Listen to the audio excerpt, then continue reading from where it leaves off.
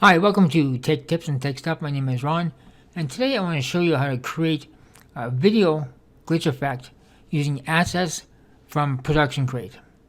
I'll put links to ProductionCrate below with all the names you have to search if you want to create the exact same one I'm creating. Now, if you're new to this channel, please subscribe for more tutorials like this. And if you're a returning subscriber, thank you so much. You're like my best friends. So first clip. Find the clouds, double click, add a timeline. The problem is we're going the wrong way. So right click, reverse. Now we're going the right way. So make this a little smaller. Right click, insert view track. Get my video of my missile.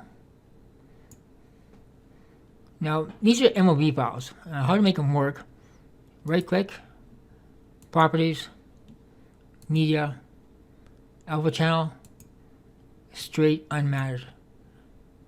Now you can see them.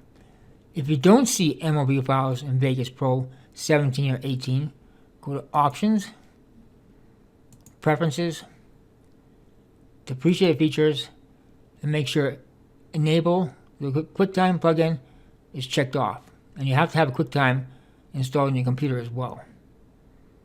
Okay, so let's bring that one down here. These are loopable, so we can just play this back, show what it looks like here. So we have a missile traveling through the air en route to its target. Okay, now let's add the glitch. There's a glitch effect here. Okay, to make this work, go to compositing mode, custom, select Vegas displacement map,